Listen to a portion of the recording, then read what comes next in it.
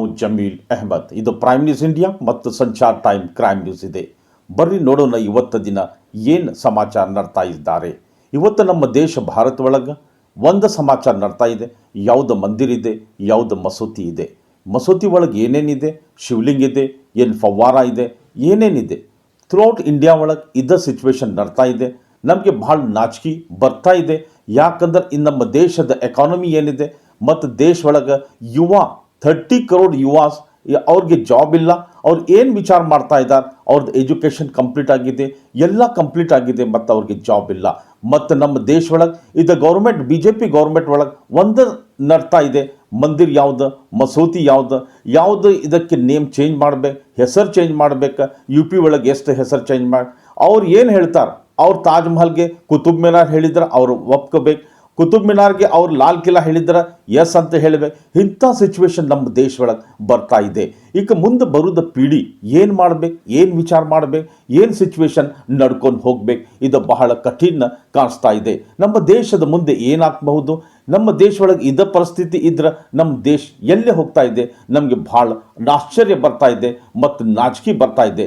ನಾವು ಎಲ್ಲರಿಗೆ ಬಂದು ಒಂದು ಮಾತು ಹೇಳುವೆ, ನಮಗೆ ದೇಶಕ್ಕೆ ಜಾಸ್ತಿ ಇದು ಮಾಡಿ ಇಂಪಾರ್ಟೆನ್ಸ್ ಮಾಡಿ ಇದು ಎಲ್ಲ ಸಿಚುವೇಶನ್ ಸ್ಟಾಪ್ ಮಾಡಿ ನಮ್ಮ ದೇಶಕ್ಕೆ ಎಲ್ಲ ವರ್ಲ್ಡ್ ಒಳಗೆ ಒಂದು ಪವರ್ಫುಲ್ ಕಂಟ್ರಿ ಮಾಡಬೇಕಂತ ನಮ್ಮದು ವಿಚಾರ ಬರಬೇಕು. ಅದರ ಸಂದರ್ಭ ಈಗ ಕರ್ನಾಟಕ ಬೆಳಗಾವಿ ಒಳಗೆ ಒಂದು MLA ಇದೆ, BJP MLA ಅಭಯ್ ಪಾಟೀಲ್. ಅವರ ಇಲ್ಲೇ ಒಂದು ಮಸೂತಿ ಇದೆ. ಅವ್ರ ಮಸೂತಿಗೆ ಅವರ ಮಂದಿರ್ ಅಂತ ಹೇಳ್ತಾ ಹೋಗ್ತಾ ಇದೆ.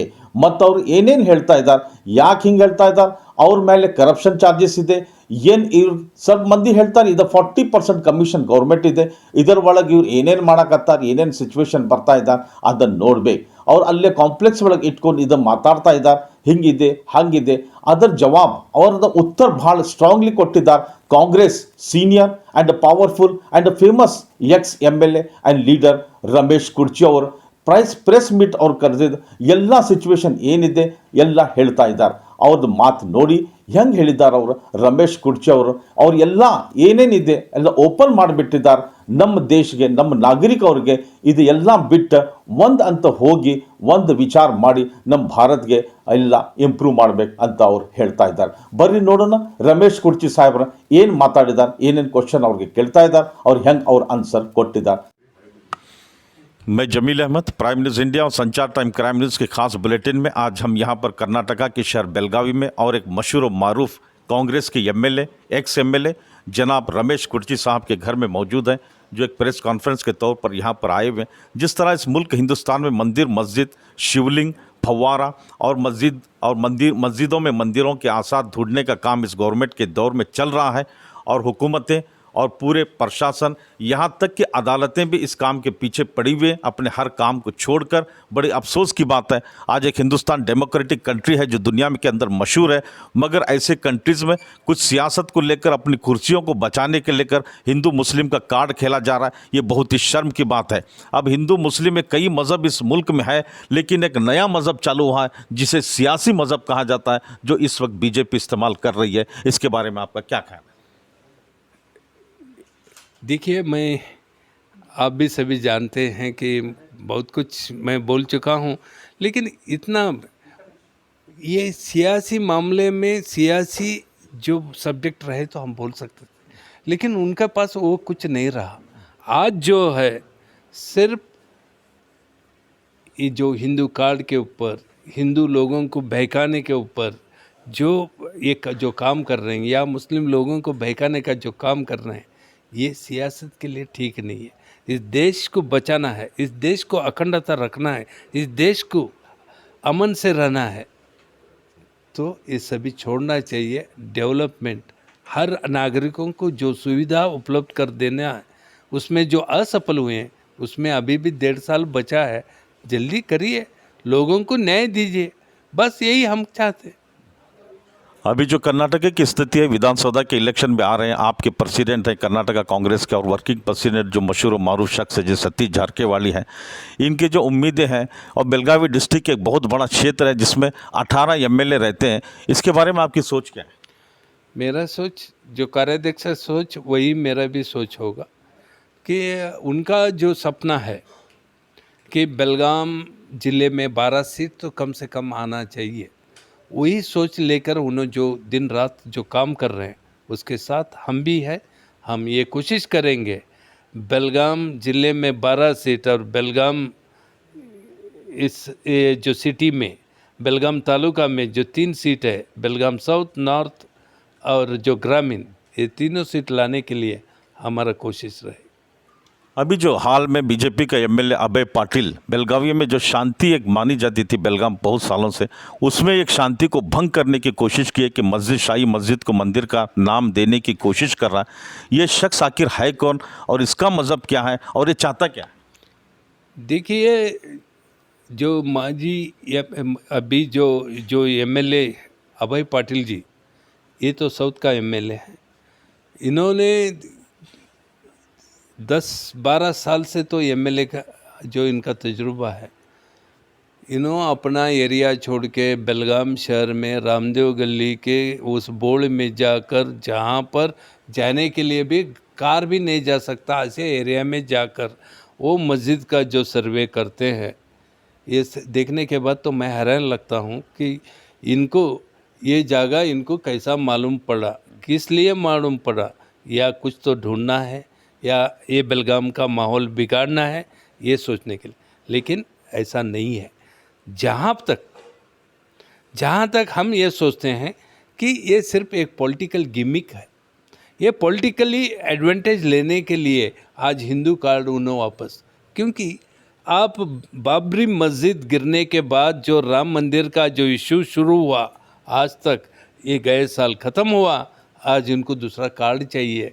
वो कार्ड यूज़ करने के लिए ऐसा कश्मीर से कन्याकुमारी तक ये लोग ये कार्ड यूज़ करने के और हिंदू लोगों को भड़काने का, मुस्लिम लोगों को गुमराह करने का ये जो काम कर रहे हैं, यही उनका मकसद है। अभी तक यही किए हैं, वो आने वाले दिनों भी यही करेंगे।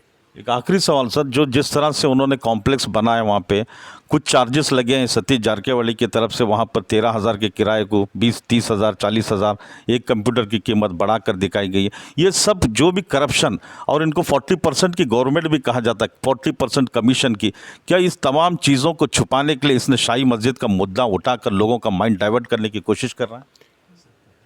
शायद ये भी हो सकता है, नहीं भी हो सकता है, ये मालूम नहीं है। लेकिन हम जब बोलते हैं कि ये जहाँ पर जो आप शाही मस्जिद का बारे में, वहाँ पर एक्चुअली ये मस्जिद नहीं है, कहाँ पर, वहाँ पर जो पंजे बैठते थे उतना ही वो एरिया 900 मीटर, 900 स्क्वायर फीट भी नहीं है, स्क्वायर फीट नहीं, 900 उतना ही। तो ये जो है उनका इंटेंशन अलग है सब। रही बात तुम्हारा खाऊ कट्टे के बारे में, खाऊ कट्टे के पर बैठ के ही खाऊ के बारे में आप पूछे तो मैं क्या बोलूँ अभी। देखिए, जो है बेलगाम के लोग अच्छी तरह से जानते हैं। बेलगाम के हर आदमी, बेलगाम, शाहपुर हो, चिलकोडी हो, हर ऑफिसर, हर जो पढ़े लिखे वाला आदमी जानता है कौन क्या है, कौन क्या कर रहा है। ये सभी छुपाने के लिए ये पॉलिटिकल गिमिक करके कुछ मिलाना नहीं है। लेकिन इतना कह सकता हूँ, जब तक ये बेलगाम के लोग अपने सोचते नहीं है और जहाँ पर जिसको रखना है वहाँ पर रखते नहीं है, तो यही काम होते रहेगा। सर, अब स्मार्ट सिटी जो अभी बोल रहे हैं, इतने पैसा में आए, लेकिन अभी तक पूरी तरह बेलगाम स्मार्ट सिटी नहीं बना, अभी भी बहुत सारे मुश्किलात रास्तों पे खड़े हैं। और दूसरी बात, जो कारपोरेशन का इलेक्शन हुआ, आज भी कारपोरेटर बाहर हैं, उनके बारे में आप 1-2 शब्द बोलिए। साहब, स्मार्ट सिटी के बारे में तो मैं यही कहूँगा कि स्मार्ट सिटी ये कोई एमएलए और एमपी ने लाया हुआ फंड नहीं है। ये बेलगाम महानगर पालिका ने, केंद्र सरकार, तब के आज के उपराष्ट्रपति, तब के एचओडी मिनिस्टर, जो एप्लीकेशन इस देश भर से मंगाया था, उसमें से जो प्रोजेक्ट उनको अच्छा लगा उसको हर स्टेट को 2-2 सीट सिलेक्ट किए। सबसे पहला इस कर्नाटक में बेलगाम शहर को आया, सेकंड दावनगिरी को आया। बेलगाम शहर को इसलिए आया कि यहाँ के हमारे इंजीनियर लोग जिस तरह से वो प्रोजेक्ट बनाया, इसके लिए हम सिलेक्ट हुए। इस सिलेक्ट होने में ना एमपी का ना एमएलए का हाथ नहीं है, या राज्य सरकार का हाथ नहीं है। ये सिलेक्ट इसलिए हुआ, जो बेलगाम शहर के 1,04,000 लोग जो प्रपोज़ल दिए थे, उस प्रपोज़ल के हिसाब से जो चाहिए, जो बेलगाम शहर को जो बेसिक सिविक एम्यूनिटीज़ हैं वो देने के लिए जो देना ये करना था, वो सभी सोच के ही वो प्राइज़ मिला है। लेकिन मैं जल्द से जल्द हम भी इसके बारे में एक प्रेस कॉन्फ्रेंस ले रहा हूँ कि ये काम क्या क्या हुआ है, कहाँ हुए है, कैसे हुआ है, और ये काम को जो पब्लिक ओपिनियन छोड़ के दूसरा काम क्यों किए, ये सब कुछ आने वाला है। ज़रा वेट करिए, definitely you will get the information. Thank you sir, बहुत बहुत शुक्रिया सर।